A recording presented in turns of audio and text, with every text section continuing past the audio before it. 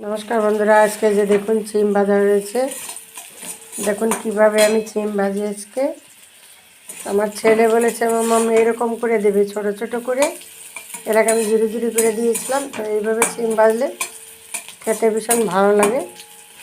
তো একটু কালো জিরে দিয়েছি আমি সাথে, আপনারা চাইলে নাও দিতে পারেন। আর এই যে দেখুন বেগুন ভাজা, এরকম কড়া করে বেগুন ভাজা হবে লাল লাল করে। একটা আজকে রেসিপি আমার হয়ে গেছে, নামিয়ে নেব। আর এই যে সকালে গরম ভাত হয়েছে আজকে। আর সিমের সাথে একটু বাদাম ভাজা দেব, বাদাম ভাজা দিলে ভালো লাগে। এরকম সিম আর বাদাম ভাজা গরম গরম ভীষণ ভালো লাগে খেতে। এই যে দেখুন হয়ে গেছে আমার সিম আর বাদাম ভাজা।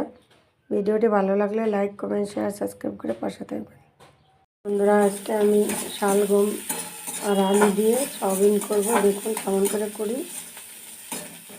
আগে মশলাটা কষিয়ে নেব বন্ধুরা। দেখুন কষানো হয়ে গেছে। আর এই যে আলুর মতো করে শালগম ছোট ছোট করে কেটে নিয়েছি।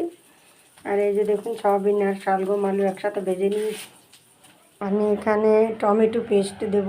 তো এই যে সয়াবিন আর শালগম ভেজে রেখেছি, সেটা দিয়ে দিলাম। মশলা কষানো হয়ে গেছে।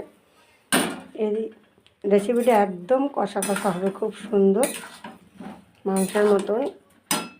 এই যে দেখুন বন্ধুরা একদম কষা কষা হবে, মাংসের মতো গামাখা। তো দারুণ লাগে খেতে এরকম করে রান্না করলে।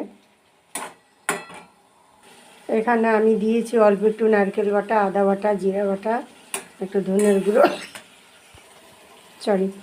এই যে দেখুন কত সুন্দর হয়েছে। আর একটু গরম মশলা দিয়েছি, একটু ঘি দিয়ে নামিয়ে নেব।